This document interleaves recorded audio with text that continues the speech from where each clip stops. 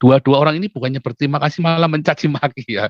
Nggak apa-apa, biarin saja. Yang penting kita sudah kasih tahu, karena Alkitab mengajarkan kepada kita, kalau ada sahabatmu bikin salah, mesti kasih tahu.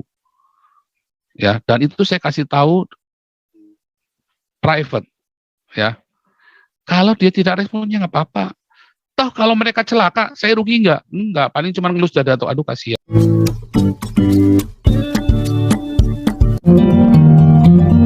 Oke, supaya Anda ngerti ya. Itu rata-rata minta, karena minta ini ya. Kalau boleh ditanya, kalau dia chat saya, pasti saya balas, pasti saya call balik. Tapi kalau tidak dia chat, hanya call, mohon maaf, telepon saya banyak orang tidak dikenal, jadi pasti saya nggak ngangkat. Ya, betul ya. Kalau di WhatsApp kan malam mungkin nggak bisa langsung, tapi malam biasanya dijawab. Kayak saya kan, kalau yang penting-penting saya langsung jawab. Kalau cuma apa kabar, kadang-kadang ada yang kurang asem ya. Kita lagi sibuk-sibuk, dia cuma chat, apa kabar? Udah ya udah, nggak tak jawab. Karena setiap hari saya membaca ribuan WhatsApp. Jadi kalau Anda cuma tanya apa kabar, ya udah nggak tak jawab. Nggak penting begitu loh buat saya. Jadi teman-teman, kalau Anda ingin, nggak usah basa-basi. Kalau ke saya jangan basa-basi WhatsApp ya. Termasuk ke pendeta Jimmy juga jangan basa-basi. Karena kita capek. Kalau cuma tanya apa kabar, jangan jangan ditanya begitu ya. Pasti nggak dijawab. Karena ada banyak hal yang lebih penting. Karena waktu kita menjawab, kita tuh saya satu hari itu bisa menjawab minimum ya. Saya pernah hitung ya, minimum tuh 500 WhatsApp loh. Minimum ya. Lebih dari 1.000 rata-rata. Jadi pertanyaan-pertanyaannya cuman apa kabar, biasanya nggak kita jawab. Bukan sombong, karena lelah. Ya. Terus nelpon cuman basa-basi, cuman nanya kabarnya halo bagaimana, ya udah kita nggak nih. Kita langsung to the point aja, karena udah peak sekali ya. Tapi jangan khawatir, ya, jangan khawatir, kita tidak mengabaikan. Jadi setiap email masuk, akhirnya sekarang udah nggak saya jawab semua ya. Jangan cuma nanya apa kabarnya Pak, itu pasti nggak dijawab. Kalau cuma kasih laporan apa ini itu nggak kita jawab. Lapor terus minta uang, itu juga nggak kita jawab. Karena kita sudah kasih tahu berkali-kali kita tidak kasih uang. Ya, kita kasih makan. Ya, kita tidak kasih uang. Dan itu bukan uang saya. Ya. Jadi itu uang untuk diakonia. Bagaimana dengan saya? Saya sudah punya proyek diakonia bersama dengan keluarga, dan juga sebagian diakonia saya masukkan langsung ke Damaris. Jadi kalau minta ke saya lagi udah nggak ada. Karena sudah kita alihkan. Sebab terbukti dengan melalui terorganisasi dengan rapi, mencegah kita diakalin, ditipu. Karena ada banyak orang minta-minta kepada Anda, padahal memang profesinya minta-minta. Apalagi kalau minta uang. Dan saya mengingatkan kepada Anda semua, jangan pernah ngasih uang kalau minta-minta. Kasih selalu sembako, kasih selalu nasi. Ya bukan kasih uang. Apalagi terus dia bilang, udah balik kemana-mana, cicilan ini, cicilan itu.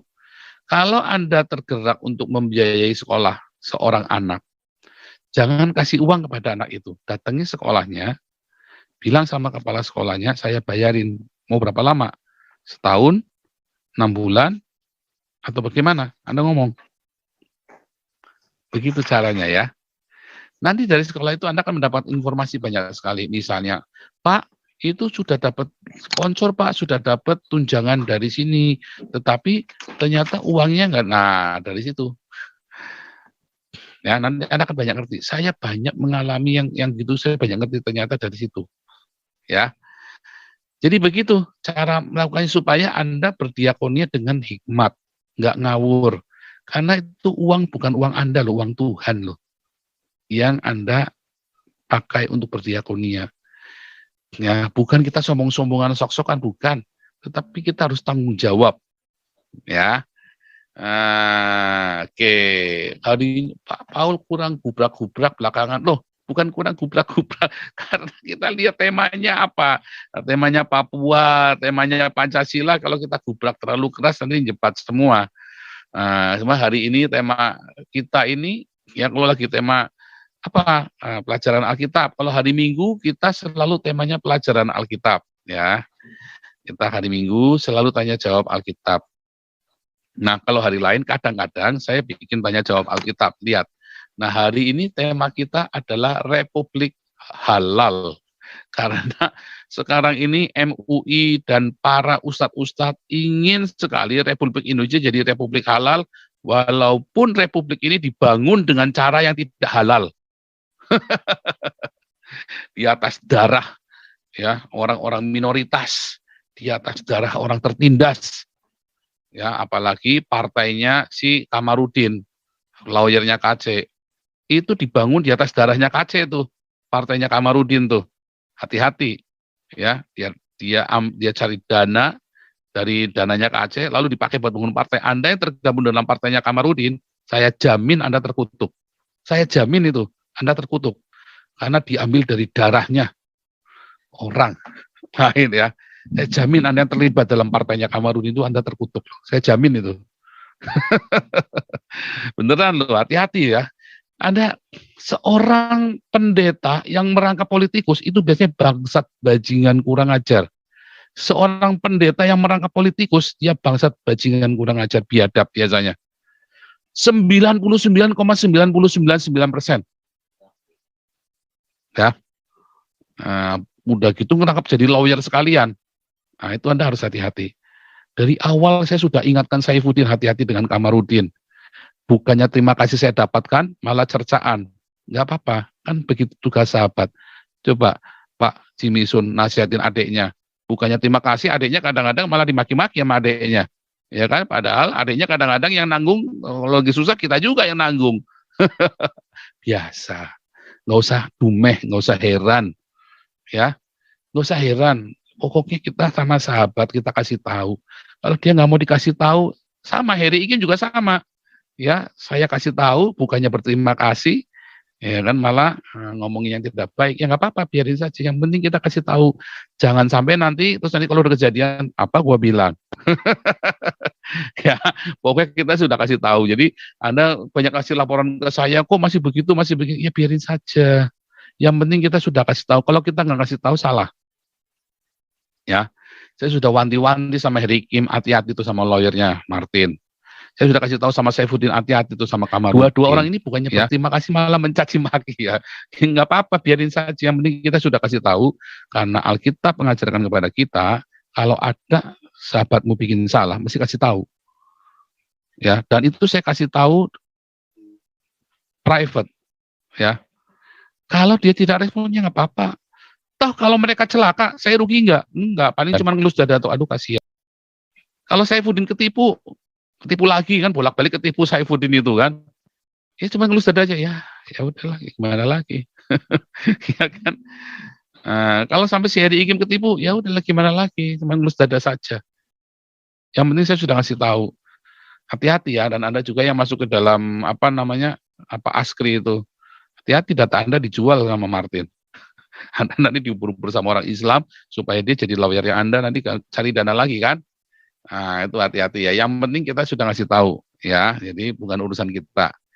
Kita hari ini mau masuk dalam tema kita Republik Halal. Ya, kemarin Denny Siregar, nah ini baru kali ini Denny Siregar bagus ya. Dia bilang, Sandi, biarlah Bali menjadi Bali, nggak usah dihalal-halalin. Itu benar ya. Jadi ini saya memang ada ini si Sandiaga Uno ini memang nggak kapok-kapok geblek juga ini orang ya. Memang antek-antek khilafah ya. Ingin semua wilayah di Indonesia itu bikin wisata halal. Kan dia kan sekarang jadi Menteri Pariwisata kalau nggak salah ya.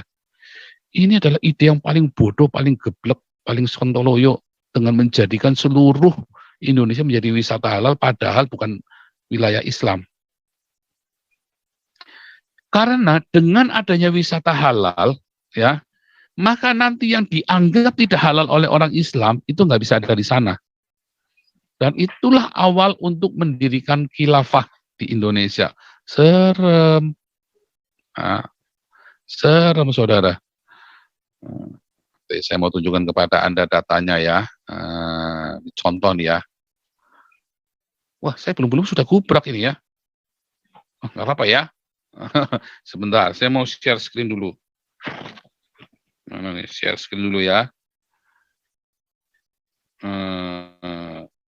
Ini data awal, nanti ada data-data lagi ya. Terima kasih Pak Raja Uti yang sudah Tapi saya ada data ini dulu sebentar. Nah, saya jadikan ini dulu.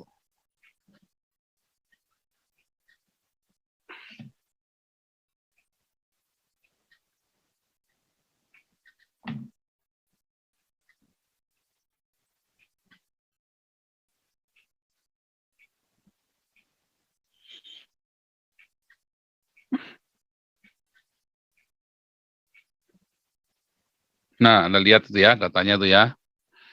Wah, ini serem saudara, serem. Kelihatan nggak tuh Anda tuh? Ini tahun 2018, kunjungan wisata 2018 versus 2019. Kok nggak bisa ya digedein? Oh, salah kali ya. Harusnya begini kali. Nah, ini mungkin lebih besar ya. Ini dari BPS ya, dari BPS. Lihat ya. Dari data BPS ini, maka kunjungan, kalau kita lihat kunjungan wisatanya itu, kelihatan nggak sini? Co-host tolong cek di tempat lain kelihatan nggak ya? Nah, oke.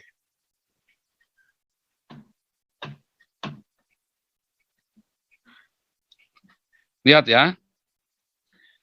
Kelihatan Pak Paul. Kelihatan ya? Ya. Brunei Darussalam. Ini kan yang sebelah kiri 2019. Ini dulu saya kasih lihat dulu nih. Ini kan jumlah kunjungan wisatawan mancanegara. Nah, saya kasih merah. Ini ya. Terus yang ini 2018, ini 2019, kurang gede nih. Ya, ini 2018, ini 2019. Ya, mulai dari Brunei 17.000 jadi 19.000 ya. Malaysia 2,5 juta jadi 2,9 juta. 2020 2021 turun karena corona.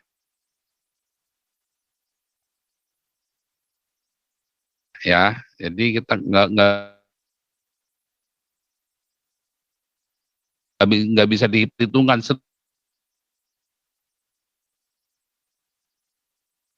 seluruh dunia, nggak bisa diomong.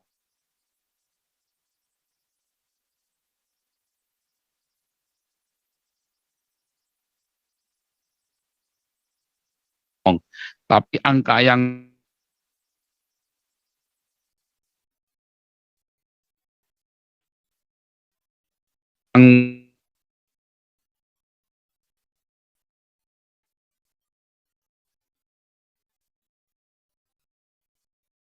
kita pakai yang up to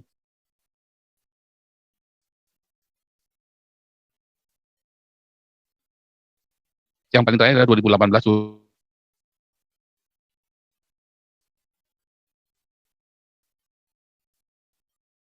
2019.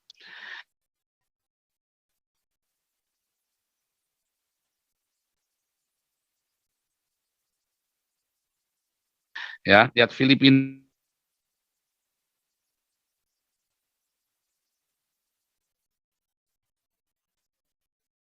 217.000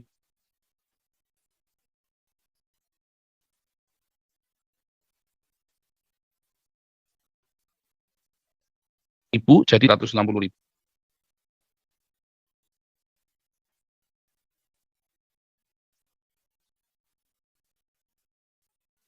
Singapura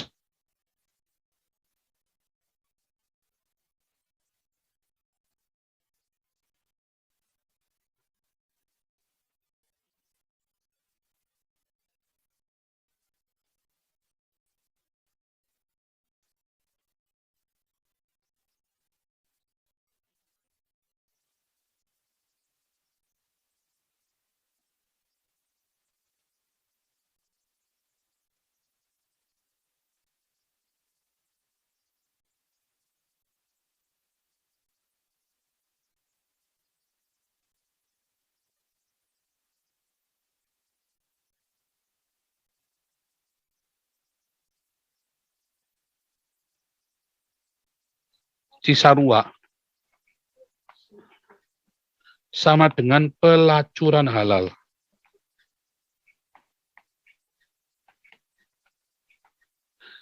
Siapa?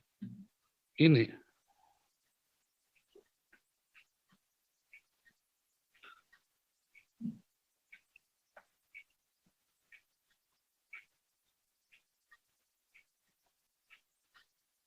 Ini nih ya.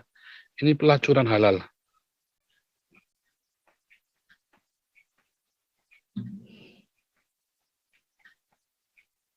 Mereka bikin di puncak ini. Jumlahnya yang datang 263.000 orang. Ya. Coba Anda cek. Mereka pergi kemana? Puncak semua. Ya, 263.000 orang. Semua toko di puncak. Jumlah orang Arab yang ada di puncak. Baik yang dari Kuwait, Bahrain, Mesir, UEA, Yaman, Qatar, Timur Tengah lainnya. Kumpulnya di puncak semua di Cisarua. Jadilah itu pelacuran halal di sana. Dan nampaknya ini yang mau dimauin oleh Sandiaga Uno. Ya, Sandiaga Uno ingin negara Indonesia ini menjadi pelacuran halal. Boleh kamu esek-esek bisnis lendir. Yang penting ya asy'udana lalalala Muhammad lalalala. Nah, ya kan? Yang penting sebelum olala BB Anda harus lalalala. Nah, harus bersyahadat dulu baru olala BB. Ya. Jadi saudaraku, Anda harus lihat inilah visi dari wisata halal, yaitu sebuah pelacuran halal. Yang sudah kelihatan di puncak. Ada bikin apa Sandiaga Uno di puncak? Nggak ada. Merestui. Bahkan kalau perlu dibikin gede, perlu di ATM. ATM itu apa sih katanya? Adopsi, tiru, modifikasi. Waduh, heran. Kalau perlu di ATM kan ke seluruh Indonesia, jadikan Danau Toba pelacuran halal. Asyhadu anna la Muhammad la. Kalau perlu jadikan ya Bali asyhadu anna la Muhammad la jus olala bebe. Itulah visinya Sandiaga Uno. Ya.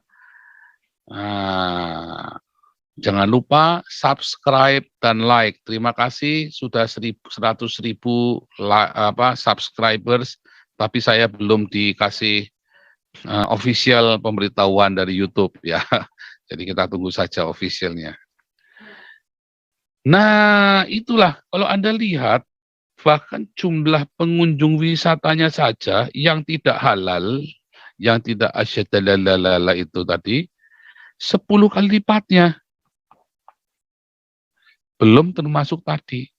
Yang dari Malaysia apa yang datang orang Melayu, orang Islam? Belum tentu, banyak kan dari Cina. Ya. Orang Melayu Malaysia itu ke Indonesia enggak. Orang-orang keturunan Cina yang datang ke Indonesia. Betul, Sandiaga Uno ini jangan-jangan germo ya, saudara. Jangan-jangan Sandiaga Uno ini germo.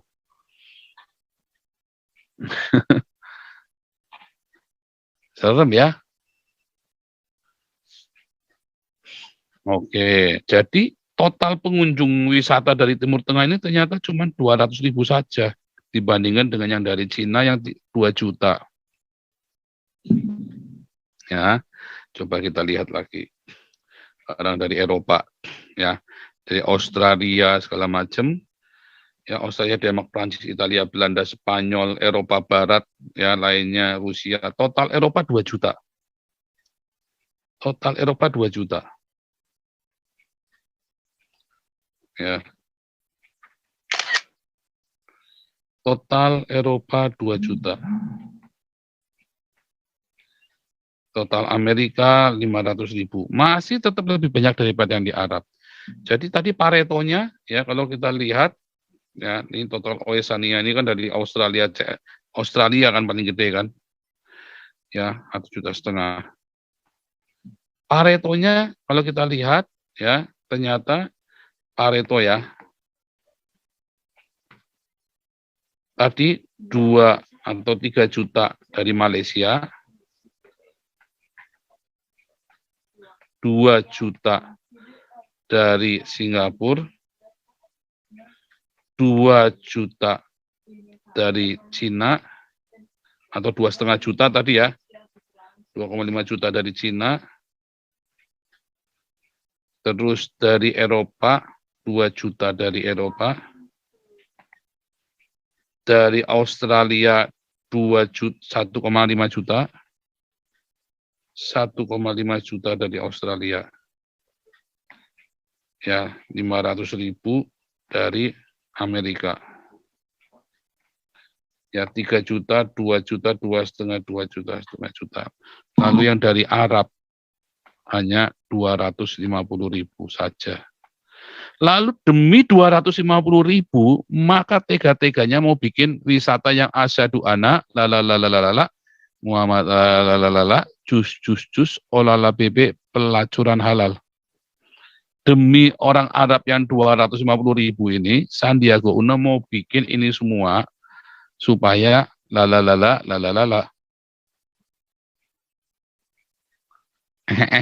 ya, dengan sistem ini. Anda kebayang nggak? Mudah-mudahan Anda sadar ya, betapa yang dilakukan oleh Sandiaga Uno ini benar-benar tolol. Ini menteri tolol. Duitnya aja hasil ngerampok dari grupnya Astra kan. Duitnya aja hasil ngerampok kan, dibilangin sama istrinya Willem kan. Itu penipu, tukang rampok, bilang begitu kan. Nah, kalau Anda mau mendukung, artinya Anda tolol. Demi yang 250.000, Anda mau bikin ini semua, ya, yang 16 juta ini, kabur dari Indonesia. Anda lihat, daerah Islam, ada nggak pengunjung wisatanya, turisnya? Daerah Islam, Lombok, nggak ada yang mau datang. Senggigi, eksklusif. Di Lombok yang daerah Islam pada nggak mau datang. Aceh, siapa yang mau datang ke Aceh wisata? Nggak ada. Bali, wah tumpah ruah, bahkan orang yang pakai jilbab saja datang ke Bali. Orang-orang Arabnya aja pergi ke Bali maunya. Sama ke puncak. Ngeri ya. Anda sadar nggak itu wisata halal itu? Betapa Indonesia dikuasai oleh khilafah. De jure dan de facto beda. De jure-nya Indonesia negara Pancasila, de facto-nya Indonesia adalah negara khilafah. Makanya mereka tenang-tenang saja. Kita, Anda ya, yang anggap saya biang kerok, Anda adalah orang tolol. Pendeta-pendeta yang menganggap saya biang kerok, tolol Anda.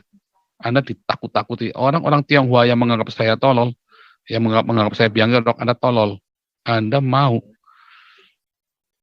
Anda tolol, saya bilang. Goblok. Karena Anda tidak melihat bahayanya. Sampai nanti Anda benar-benar diberangus, tidak bisa bicara lagi. Tetapi kalau kita lihat faktanya di sini, selesai. Masa 250.000 ini gara-gara Anda mau ngelayani yang 250.000 ini, ya, yang hanya cuma bawa titit doang, ya kan 250.000 cuma bawa titit sama sperma doang. Datang ke Indonesia, terus mau dirubah ini semua. Tolol. Ya kan? Sehabis itu Indonesia. Serem saudara. Nanti saya bacakan tulisannya Michael Mas ya. Michael Mas. Saya sudah siapkan Michael Mas. Tapi sebelumnya, sebentar, saya lupa kasih ini ya, lupa kasih link Zoom-nya. Teman-teman kelihatannya sudah bisa masuk ya. Sudah bisa masuk ke dalam Zoom karena sudah saya buka Zoom-nya. Sudah saya ini yang kemarin kena penalti semua itu, yang kena itu sudah saya buka. Sebentar ya.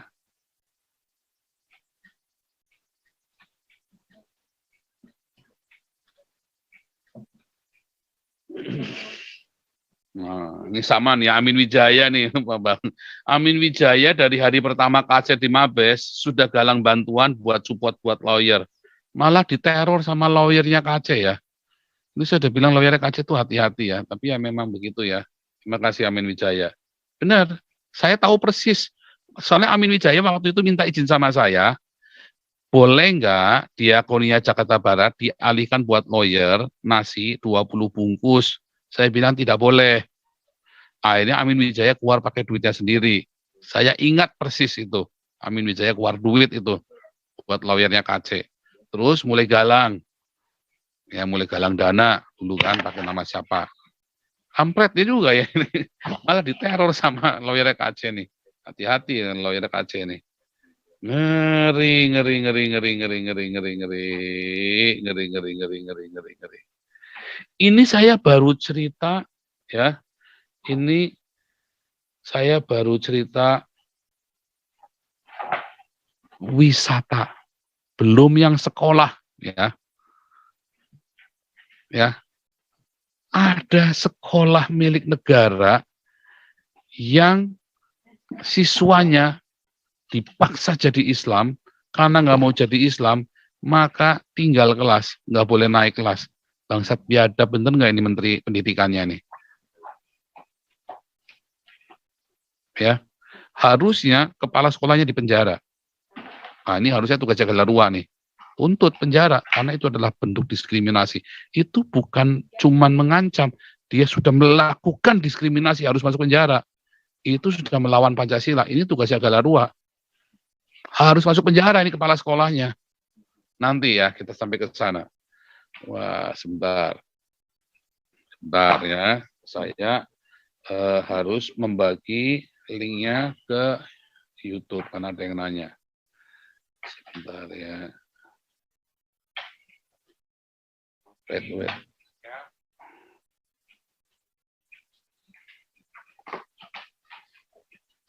Ya, ini link Zoom-nya sudah saya kirim.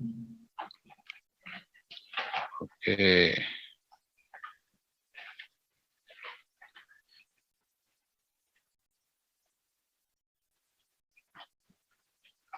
Ya.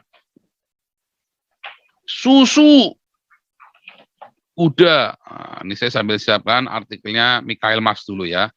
Nah, kita undang rakyat jelata untuk menggelinjang kejang-kejang dan melenguh-lenguh.